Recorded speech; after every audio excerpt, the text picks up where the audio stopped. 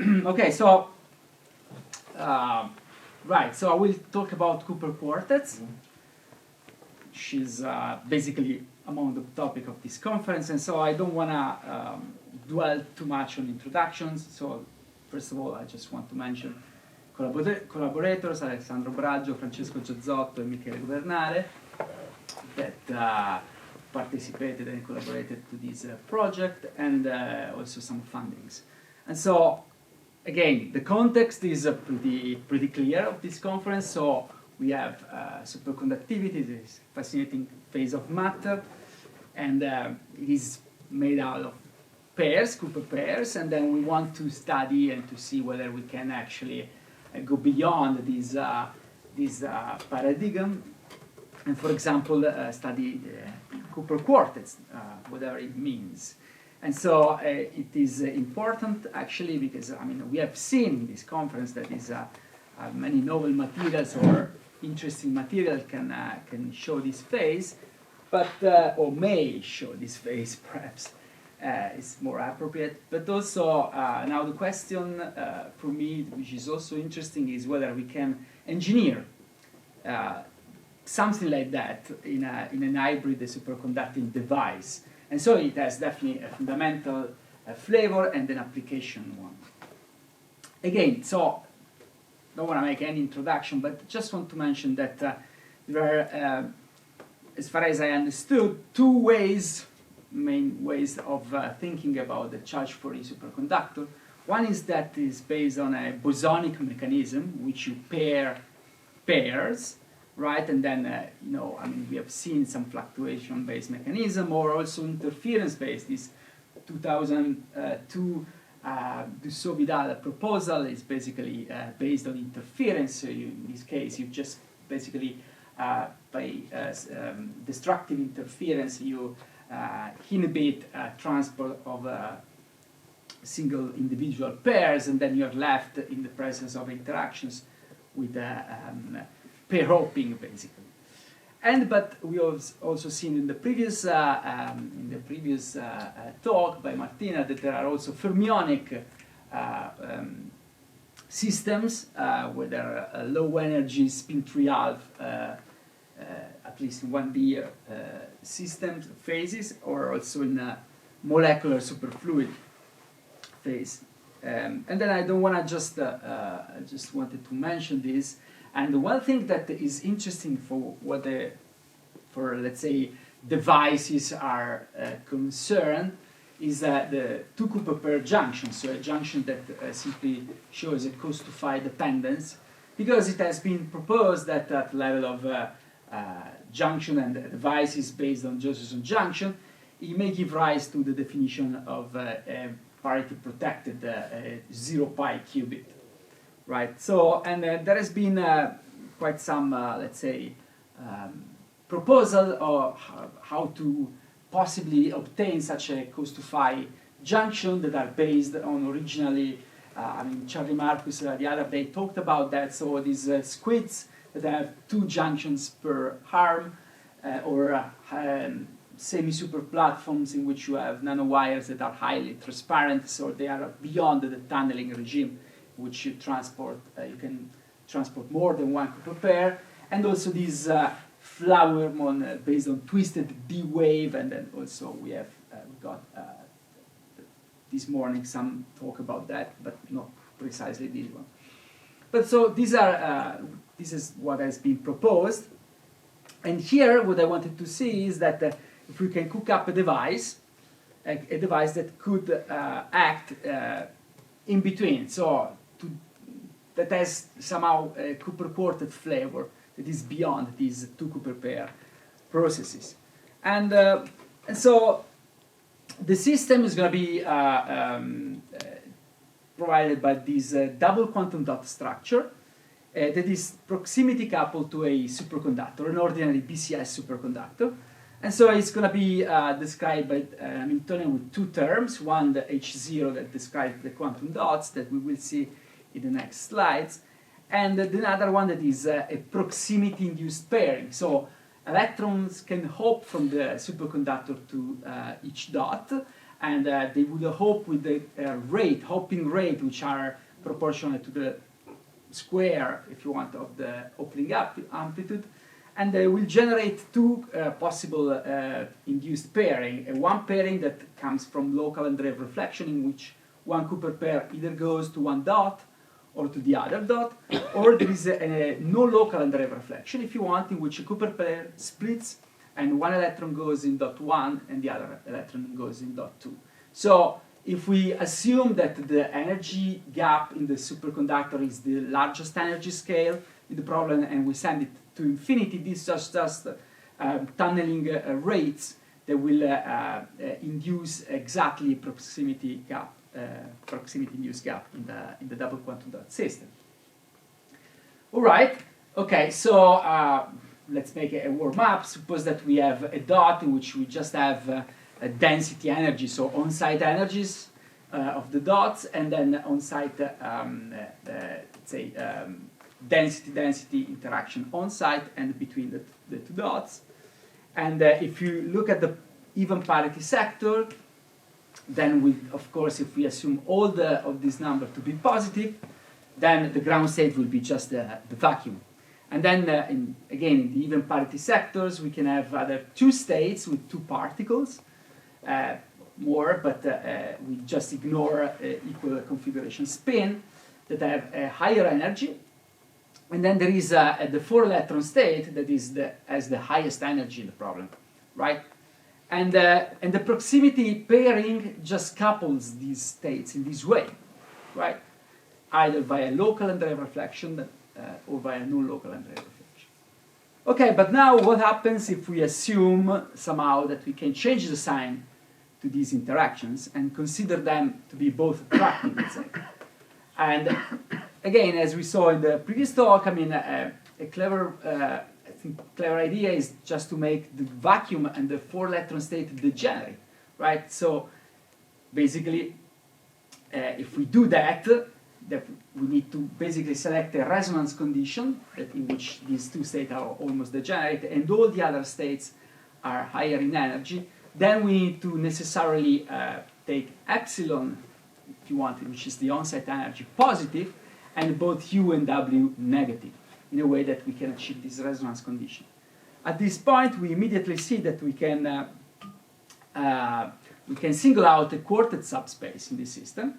And so basically, the ground state of the problem will be, if you want, described by two states that hybridize the 0 state, the vacuum, and the 4-electron state. They hybridize perturbatively with these higher energy states, but within this subspace, we can basically write a coherent coupling between the 0 and 4-electron state. And so we end up with a little low-energy Hamiltonian that plays a little bit, if you want, the role of a kind of a qubit Hamiltonian, right? And so it's interesting at this point to see clearly the ground state would be something like that, right? So it's equal superposition of these 0 and 4-electron state, which are dressed by pairs, because there is no direct coupling between 0 and 4e, it's just mediated by pairs, but they are higher in energy, and so we just obtain a coherent coupling. And then we can study a quartet correlator. Again, here we are strongly violating number conservation, but this is because we have a BCS superconductor proximity coupled to the system, and then so it makes sense to ask ourselves, does this kind of correlator exist? And typically this correlator does exist, but is very small, unless we go to this precise regime in which we do have a resonance. So this is a phase diagram of this correlator. So if the repulsion, if the interaction U and W are positive, then you basically have 0 correlator or negligibly small correlator. But if you go in the attractive regime, then you basically can get a maximal correlator that can signal basically a ground state described by one of these two states. And this correlator has a flavor at this level of a resonance. So if you tune this delta epsilon, which is the energy difference between the 0 and 4-electron state, slightly away from the resonance, then you immediately see that these if you want, quartet correlator dies as a resonance. So this is something that it was unexpected at the beginning, and it actually is very interesting. But so, given that we have these four electron ground state, let's say quartet, what can we do? So does the system support a quartet current? So this is a meaningful question, and the answer is actually no, because the contacts are BCS, okay? And so they just see pairs. So if we cannot really claim that we are having a quartet current, but we can definitely have a 2 Cooper pair current in this system. So we can filter out a 2 Cooper pair current. And so, okay, now this is a very simple cartoon or how a 2 Cooper pair current may work. And suppose that we now attach a second lead to the right. Okay, now we may play with the rates, and the right side we just couple locally to the dots, just via a local Andreev reflection process if you want, and this is pretty easy to do without any Cooper pair splitting. It is sufficient to bend and make the distance between these two contacts much longer than the coherence length of the superconductor. On the left side, we simply assume at this level that we only split pairs. This is a strong assumption, but at least at the cartoonish way it works, because now if I want to have transport, what I can do, I can split a pair, and one electron goes to dot 1 and the other electron goes to dot 2. But then these two electrons cannot go to the right superconducting lead because there is a single particle energy gap there. And so what we can do, the only thing that we can do is to wait for another pair to arrive, split up, then we fill both dots and we unblock the current process. And so this works in both ways if you want, and this is what this kind of 2 Cooper pair filter does. But how can we actually achieve this? Well, so if we restore, at least on the left side, we restore also the local Andreev reflection processes, then we need somehow to unbalance the two processes, the local Andreev reflection and the Cooper pair splitting. And to do that, we play a little bit with the energies of on-site pairing and inter-site pairing, if you want. Because, for example, we can make one of these two lower in energy, which the one that is associated with the splitting of the Cooper pair. So the perturbation theory via this level is going to be more likely with respect to the other one.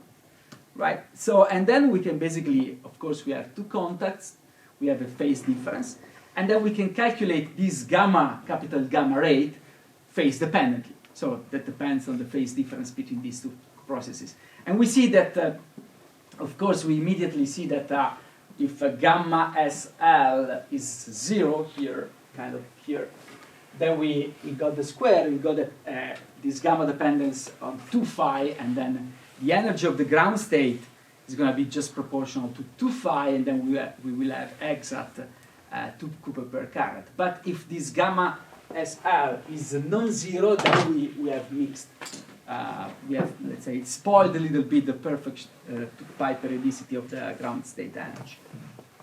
And so this is basically what we obtain actually by having them equal, gamma S and gamma S prime, but playing with the difference of energy levels that allows us to select preferentially one way of in which the transport may occur. And so now this is an interesting device because we can split on the right side. We can actually have two terminals and to start to study and observe what are these kind of currents that goes through the system. Of course, we can repeat the same analysis as before with the two independent phases and obtain an effective coherence between the two particles, the quartet and the vacuum that is phase dependent as before. And what I wanted to say at this point is that before looking at the current is that this object that we created behaves a little bit like a correlated multi-terminal Andreev matter, Why? Because this, so for example, this is the ground state energy, now as a function of the two phases. You see, I mean, before we were having the same phase on these right contacts, and we were basically moving on the diagonal and looking at the energy versus phase along the diagonal. And we did have almost pi periodicity. But if we move away from this line, we see that we recover basically the 2 pi periodicity along phi 1 or phi 2. And so we really see that these are two regions in which the quartet basically establishes as a phase coherent object.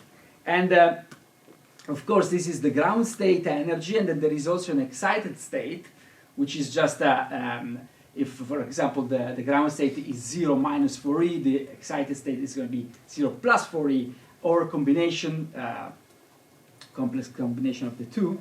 And this, if you want, can be seen a little bit like a correlated multi-terminal Andreev matter. And all right, but so what is the current that is flowing into this system? And so, again, there are several things that we can do. For example, we can take, for example, this contact 2 and bend it and join to the contact S0 and insert a flux, right? And this basically allows us to take cuts along this ground state energy and study the current just between these two terminals via this structure that we constructed. And this is pretty interesting, right? This is what happens. So from the left side, you see the current that goes in terminal 1, right? And so this current, if we go away from resonance, we do not expect this quartet, the ground state, to have a finite correlation, right? And so what we end up seeing is basically a sinusoidal current. So it's just a Josephson current between S0 and S1, right? But as soon as we go into resonance, we tune the 0 and 4e energy levels to resonance, then we see that something happens, right? And so, in particular, the current changes sign there, okay? Now, contextually, if we look at the current that is flowing, if you want, here, right, away from this resonance condition, what we see is nothing, right? Because there is no reason why there should be any current flowing there, especially because we set phi x equal to 0, so there is no external magnetic flux. But as we tune the system to resonance, also this current starts to be finite and negative, same sign of this other one. So we are really observing two Cooper pairs that are flowing together, right? And so this is, I think, a pretty clear and quite interesting feature that this device can manifest.